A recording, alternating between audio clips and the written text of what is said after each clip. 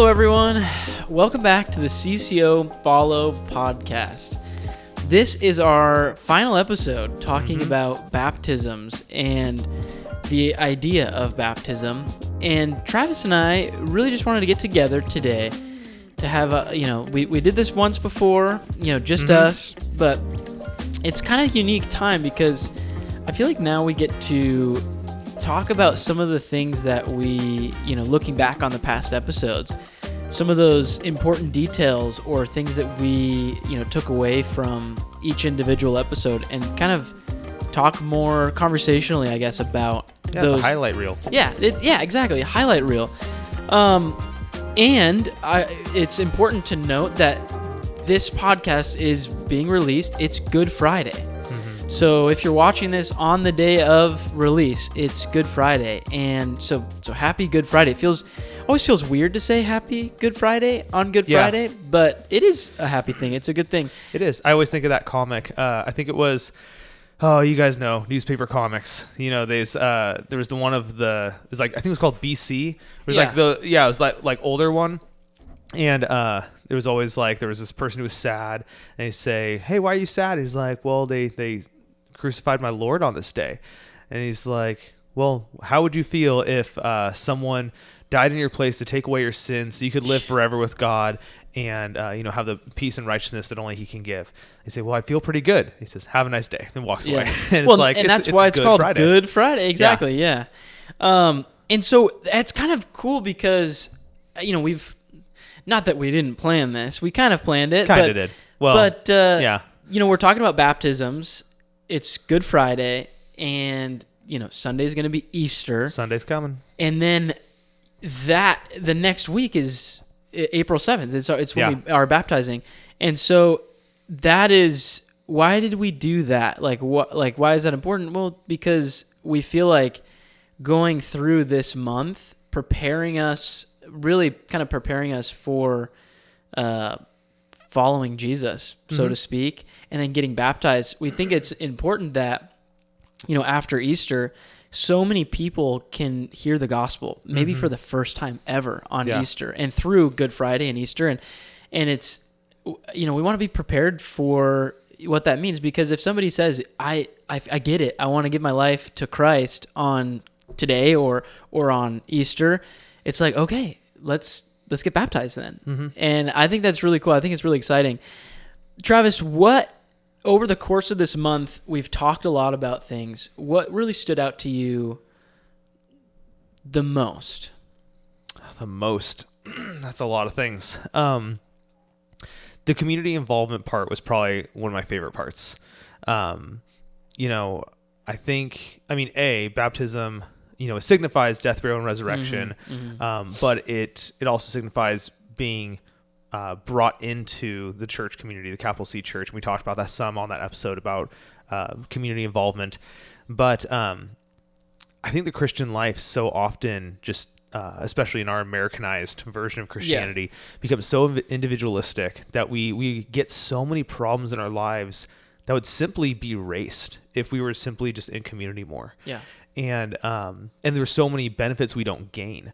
There's so much sanctification, so much other-centeredness, so much just growth that we miss by not being involved in true community, just being really superficial with our relationships. There's also a lot of problems that arise because we're not in community, whether it be self-centeredness or problems in marriage or parenting, all these things. That just, even just psychological problems, all this kind of stuff are just exemplified when you have lack of community. Yeah. And so I love that aspect of baptism, that there's this community thing, that you're being brought into something bigger than yourself. Yep. And I'm glad we really talked about that. I'm really glad we did too. It kind of sticks out to me actually when Zach brought it up in the last episode of how, because he even saw what we're seeing is oftentimes we kind of forget that baptism, it's not that you're joining a club, but it's you're now like he talked about Acts 2 and how they're just coming together. That is the church. And we've had conversations just recently, actually, even just with, different staff members as well, of what really is church? What does this mean? And I think that's so important. And I never I will say coming into this month, I wasn't thinking about it. Like, I would just like anybody else. I was thinking about baptism is an individual event. It's you and two other people. And so after like hearing, when we talked with James and really just talked with everybody, it was like, whoa, this is so true. This is like we get to be a part of a family in this big community, and there's so much value. And it's interesting that you brought up talking about all these problems, like being so self-centered, and man, is that the truth? Like, I feel like if you look at even just, I don't want to sound political because we already had our politics month, but it's like, like the structure of how we interact with the United States. I think I said this a couple podcasts ago, but I've been really thinking about, God's really been putting on my heart of this idea of like, life really is the relationships that we're making, and it's how we're interacting with each other in relationship. It's how we're interacting with this physical earth that he created, and how we're acting with the structures, the physical structures, and even the non-physical structures of society. Like that's what life is. Like, it's just interacting with those things, and interaction, by its definition, is not like perfectly selfish. Like, it can't be. Like, we have to be. And so I've just been thinking about all this, and I think baptism is so cool because it's that way of it. Again, it's just that resemblance, or not resemblance, but that it's the memorable experience of, okay, this is marking me joining something bigger than myself. Yeah. Well, and joining something that the only commonality that you have that's important and that you have with every single one of that community is Jesus. Yeah. And, the church isn't a social club. The church isn't a country club. It's, it's a family. And just like how you don't choose your family and you might have different interests than the rest of your family. Yeah. What do you have in common with your family? Well, your ancestors. Yeah. And just like how it talks about in Romans, like we were all brought into slavery of sin because of our relation to Adam, now brought under the family of Jesus. We're all family, and we're all the bride of Christ, and we're all part of this larger community. And it's not built on superficial things. You can have superficial commonalities with other people. That's great. That's not a bad thing. But we have the most important thing, which is not superficial, in common with each other. Yeah. I love that. What about kind of talking about, we've talked about it a lot. I think we've hammered the point down of like, baptism isn't what saves you. It's a community thing. You know what's funny about that, though? I've had multiple conversations this month about baptism not saving you. And it's funny because most of the conversations either go with people being like, are you sure? Like, this is a big thing for people. Interesting. That I don't know if it's just, I know we've never taught that baptism saves you. Like, our church, that's never been a thing. I don't know if it's greater culture. I don't know if it's just our sinful nature desiring to justify ourselves, desiring to, make ourselves right. It'd be wonderful if baptism was what saved you, because it would take all the effort away from doing anything, right? It takes away the rest of your life from having to actually follow Jesus, because you got that get out of jail free card when you got baptized. But then also the amount of people who use it the other direction, that it's like, it doesn't save me, so does it really matter? And it's like, well, yeah, it doesn't save you, but Jesus said to do it, and anything Jesus says to do should matter to you. Yeah. Like, it should be, it's not just, because we're saved by grace, we don't put a notch on our belt of like, oh, I'm filling up my good deeds. Yeah. But you're saved. And just how Jesus told, the rich young ruler and others, like, leave everything and follow me. Yeah. Like, to follow Jesus means to obey him. And you're not racking up a good list of, achievements, but you're following him. So are you going to follow him or not? Yeah. Do you think, and maybe it's not, I'm just spitballing here, but because it's clear that it's like, if you don't get baptized, it's not a sin. It's not a sin. It really depends on how you define sin, because when you define sin as simply missing the mark, and not, we see that would be kind of missing the mark if if you've never heard of, how can you not, right? If you read the Bible, you're going to read that the Lord calls us to do this. And so, yeah, if you don't do it, is that... Yeah. It's one of those things where I certainly wouldn't hold it up as like, this is a terrible thing. But at the same time, it's like, yeah, I mean, Jesus said to do it. So really should kind of do it. Interesting. Yeah. Because I was going to say, like, it's definitely a weight, I feel like. You know, when something that you're holding back, and why? What good is it doing you holding back? Interesting. Okay, so a lot of people have asked you, "Are you sure?" Yeah. What was your answer? Said, yeah, I'm positive. You're saved by grace through faith in Jesus, not through what you do. Yeah. It's not your own works. Cool. It's the grace of God, so that no man may boast. Like, it's pretty clear. How, like, yeah, I guess it furthers the idea of like, okay, well, this is why it is a like community and relationship, because it's wonderful that they came up to you and asked you. But now it's like, okay, now it's almost like you've built a little bit of a relationship with X person, whatever it is, but it's like, okay, this is why we're in community. Like, let's continue this. Like, let me like walk with you through this thing. Yeah. I think that's really cool. Yeah. No, it's a blessing that we, just as people, like, we're not doing this alone. Yeah. Like, and that's one of the important things with like the whole community involvement thing is that, not only like there's the saying I've said many times of, you can be a Christian alone, but you can't live the Christian life alone. Whereas like there's so many aspects of the Christian life of living in community, of serving one another, loving one another, you know, all these kind of things that you simply cannot physically do alone. But then there's the aspect of, you may have heard before the comparison of like logs that are on fire, that if you separate them and disperse them, they're going to all burn out. But if you keep all the logs together, they're going to encourage and build one another up and continue that flame going. And even outside of, you can't live the Christian life alone, being a Christian alone is just hard. Like, it's just simply hard. Yeah. And just keeping that faith alive in Jesus when you have no one to encourage you, no one to correct you, no one to uplift you in prayer. No, like, living in community is so important. Yeah. I was talking to someone in our home group recently. We're a fairly new home group, and so we're still kind of going through the process of everyone sharing their stories and interspersing it with what's going on in people's lives and stuff like that. And one of the people who recently shared their stories, I was talking to him and was like, yeah, I'm really excited when we finish getting through everyone sharing their stories, because then we can really get to the what's God doing in your life right now, because everyone will have that background of each other and be able to truly link arms and walk with each other. When there's still like this unknown, it's hard to walk with someone when you simply just don't know them very well. And so, you know, building relationships and living in community really is a kind of that first step to be able to not just be held accountable, but be able to be encouraged and be able to be uplifted in prayer and have this context of how to help and love someone towards Jesus. Yeah. Yeah. I it's just so wonderful that everything that we've talked about through we're on episode, this is maybe 41, I think 42. 42 weeks of just podcasts, actually more, because we started with the Follow series and going through that.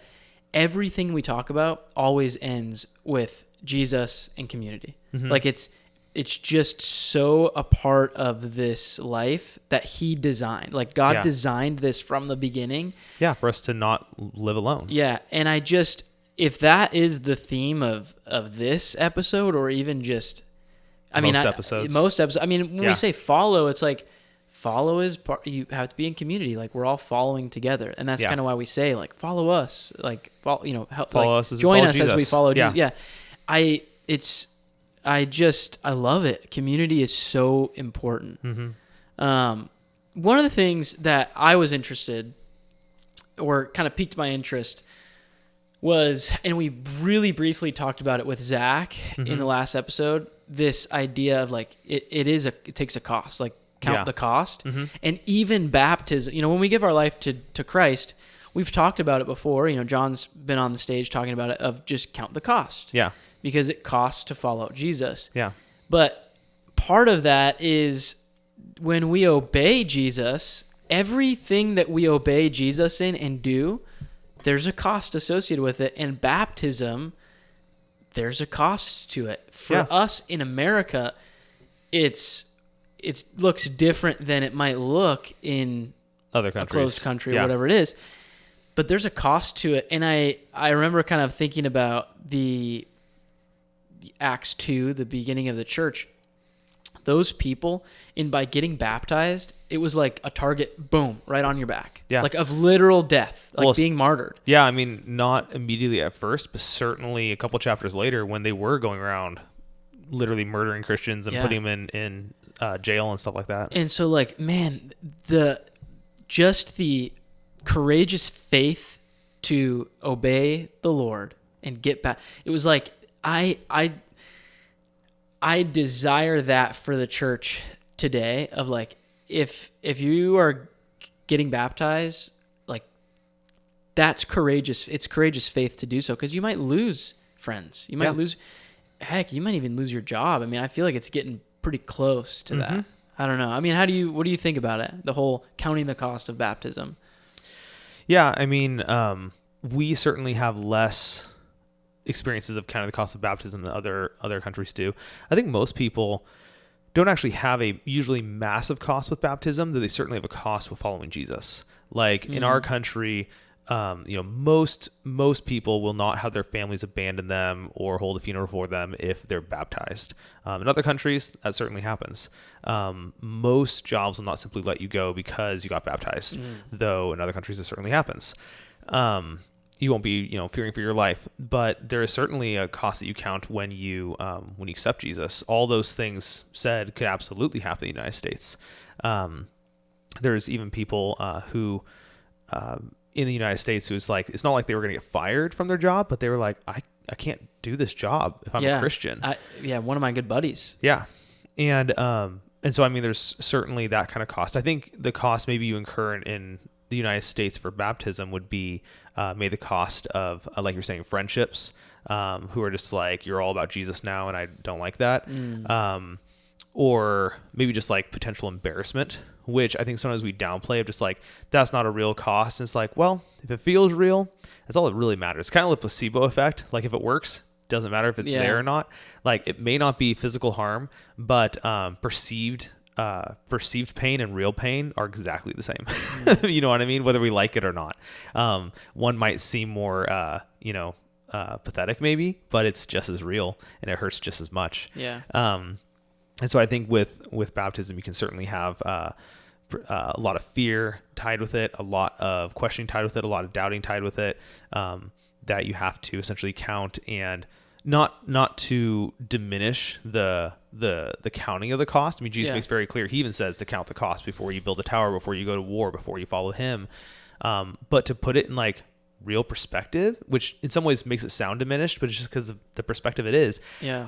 You want to go to heaven, and you want to live alongside and be filled with the Spirit of the God who created you and everything and has been here for eternity, will be here forever, who sustains everything, who's like absolutely what you were created for.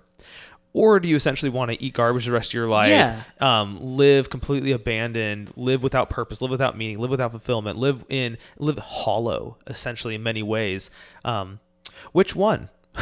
You know what I mean? In some ways, when you really look at what we're choosing, even after we're saved, the amount of times we choose. I like Stephen Curtis Chapman. He wrote a song where he said, "I'm splashing in a puddle when I could be swimming in the ocean. I'm eating candy when I'm sitting at a great feast." Yeah. And it's just like all these comparisons of like there is a cost, but when you really look at what you're getting, it's such an upgrade. Well, and that is what is so like.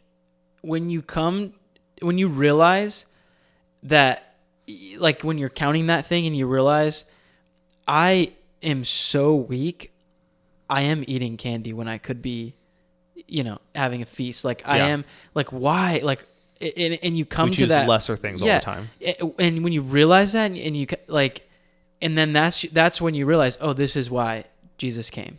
Yeah. Like this is why, because there's like I couldn't have done this any way else. In some ways, the most quote unquote cost we have to consider when following Jesus is not so much the things we have to give up, because when you reasonably think about it, it's like, okay, that's worth it.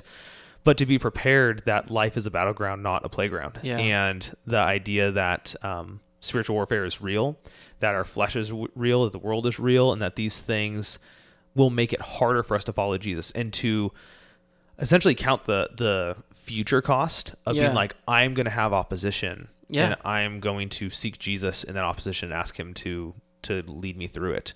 Because whenever you seek to obey Jesus, Satan doesn't like that. The world doesn't like that. Your flesh doesn't like that. Yeah. And you certainly will experience opposition. I think it's a cost of humility. Like I think of this, the difference between pride and humility. I think it's like when we choose to follow Jesus, it is like we're giving up pride and taking on humility in that. And at first it's like your flesh is like, that's horrible. Like, no, like this is horrible. But over time, like when you, like, as you continue to follow Jesus, you get baptized and then you continue to do these things that he's calling us to do.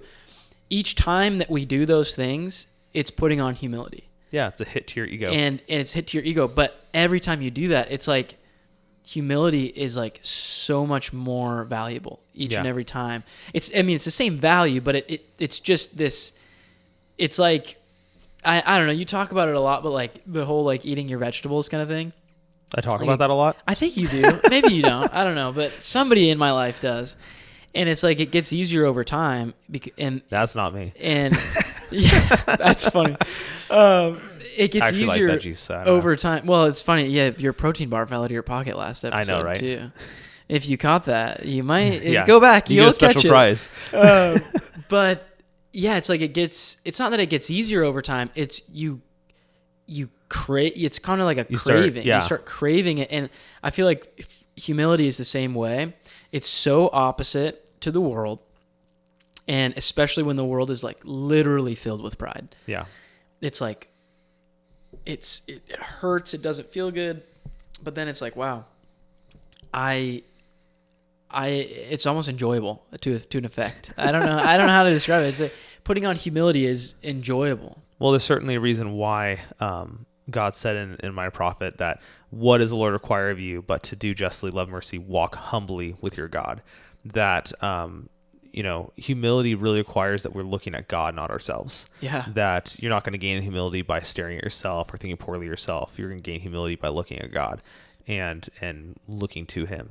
Yeah. And it is interesting that so many of the things that Jesus tells us to do, when you really stop and think about what they are humility inducing and require humility. Like even baptism itself kind of falls under the category, like Paul was talking in 1 Corinthians, where it's like the foolish things to confound the wise, the weak things to confound the strong.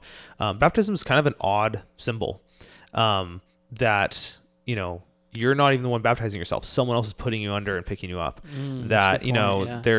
It's very humbling in many ways. It's an explicit demonstration. You're allowing someone to literally put you underwater. Yeah, and hope that they bring you back up.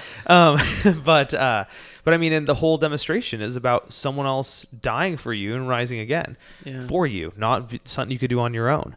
And then the Christian walk. I mean, prayer is one of the most humble things you can do because you're literally asking God, like, God, I can't do this. God, I need you. God, like, even if you're just praising God for who he is, that's not praising you for who you are. Even if it's simply acknowledging, God, you've done these things, you're acknowledging things that you haven't done. Yeah. When you're asking for help, you're acknowledging that you can't help yourself. Yeah. When you go to his word, you're acknowledging that we as the human race cannot write or obtain information to better ourselves, to accomplish ourselves, to guide ourselves better than what God has. Yeah. And so, I mean, when you thank him, you're putting the it's not you who's done it. You're giving credit to him. Yeah. Yeah. And it's just, so much of what we're called to do by default, when you stop and think of what that action is humbling. Yeah. Well, and that's, I mean, I feel like that's the gospel right there of just like, we were created and we went our own way and there's a penalty, a just penalty for that going our own way. There's a result. There's a, consequence to that.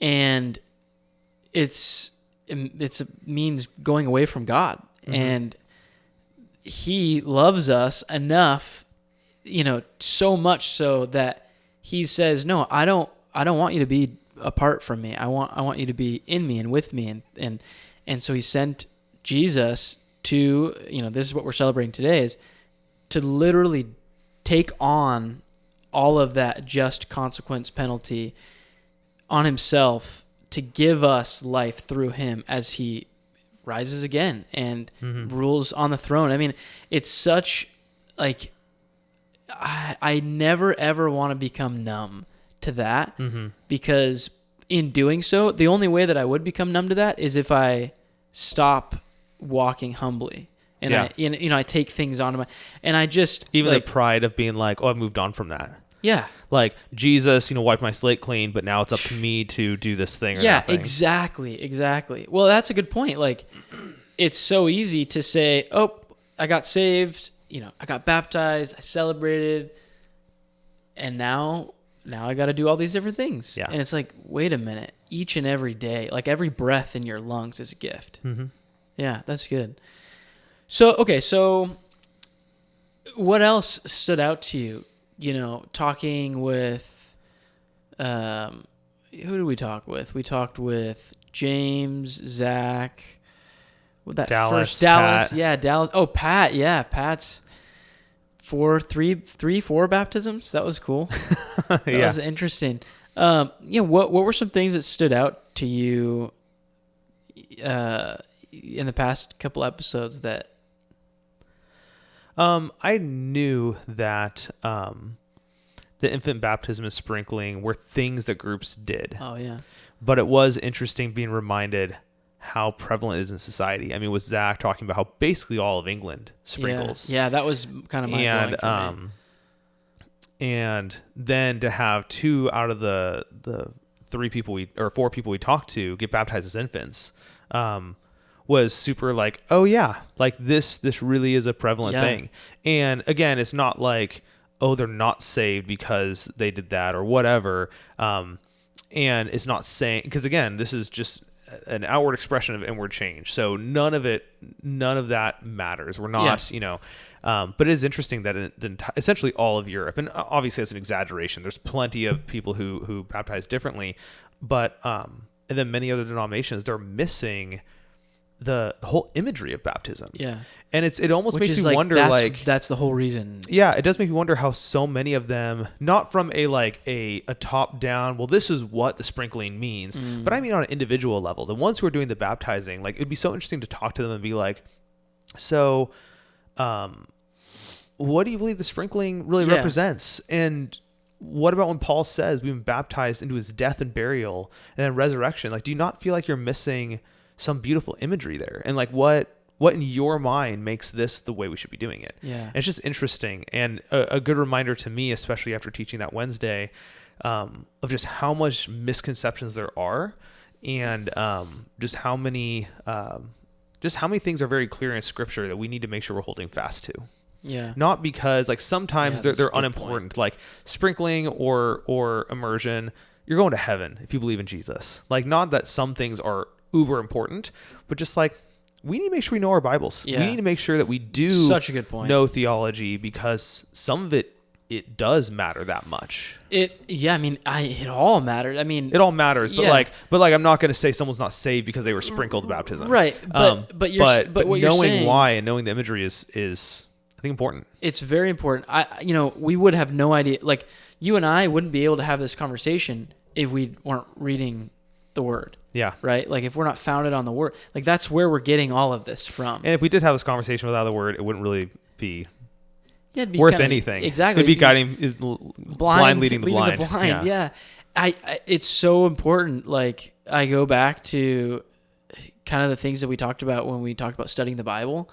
Like, I just hope that, like, at the end of all of this, if you're just sitting there, I just hope that you get that I should talk to someone and I should pursue Jesus in reading his Word. Yeah. Like if you just have, like, there's so many stories of people who were like, I like was an atheist and decided to just pick up a Bible and like was kind of blown away. And like, it's the living Word is living and active, and it's so important. Like, how, like, that's how you know who Jesus is. Mm-hmm. And it's important. I mean, I don't know. I'll just go on a tangent if we talk about that, but Yeah, with anything, especially with baptism, like knowing what it, like really the reasons behind it, and you know that with the word. I'm pointing to this iPad. It's not the word of God. Yeah. But yeah, I don't know. I think that's really important. Yeah. Yeah. So before we, I don't know, like what, yeah, like if this is the last episode and we just die tomorrow, and this is the last thing about baptisms, what would you want to say to that person who on Good Friday they're listening to this and they're like, I think I'm gonna get baptized. I mean, if we're dying tomorrow, get baptized today, I guess. Yeah, like, that's a good point. Yeah. I guess there's that balance again of like, it doesn't save you, but it matters. And I'd say look at your life and think of all the things that you know are good to do, and you should do it even though it doesn't save you. And I would encourage you to follow Jesus, and as closely in anything that he says to do it. Yeah. And you'll be blessed by it. It will be part of God's transformation and growth in you. That honestly, there's a lot of things that the Bible says to do and to live like that make no sense. Yeah, that make no sense right here, right now. Yeah. With eyes, with earthly eyes, with this, what's in front of me right now, makes zero sense and seems to add zero value. But obedience always has value, and seeking Jesus the way he tells us to seek him always has value. It's what James, the book of James talks all about, is this is a valuable thing. Mm-hmm. I couldn't have said it better myself. I think don't let, if you get an engine light on your car, don't let it fester, because then the whole car is useless. Yeah. And just like that, if you are getting convicted or having questions about baptism or really anything in the Christian faith, go talk to somebody. Seek that out. Try to, do the next right thing. And the next right thing is talking to somebody, because you're right. Like we talked about it a little bit before.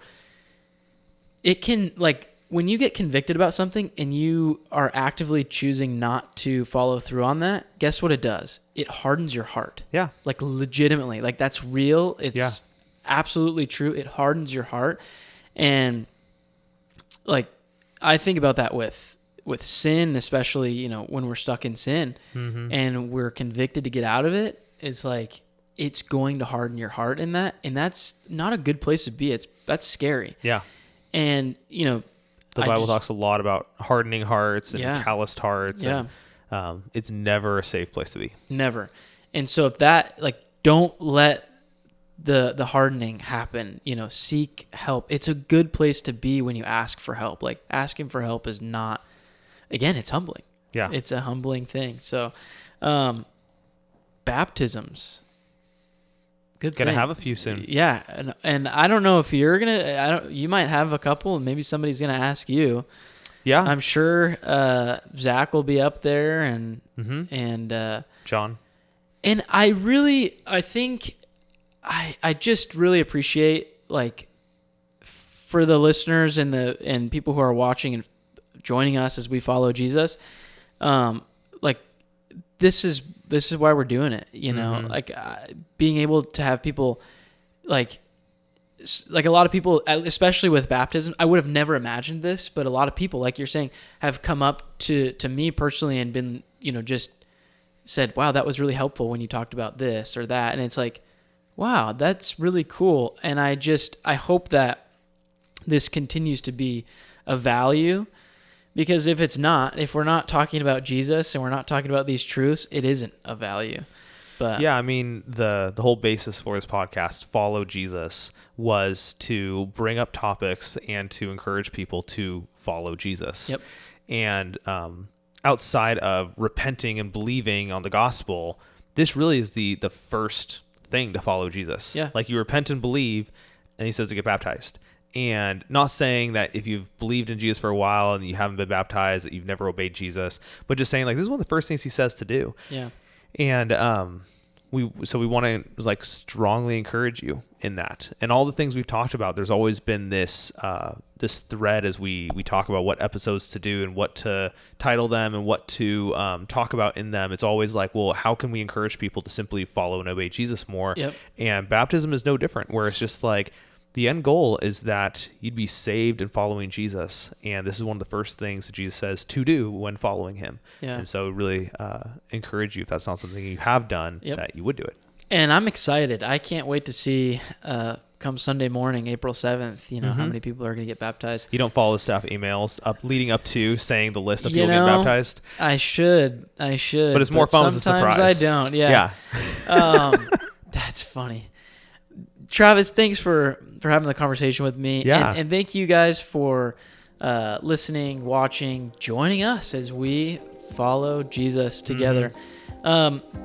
Travis, what are we going to be talking about come April? What's the month of April look like? We're going to be talking about apologetics. Woo! Yeah, which is a big subject, and it's one that we'll probably revisit a few times because there's so many different facets. In this context, we're going to be talking a lot about, like obviously the resurrection. It's following Easter.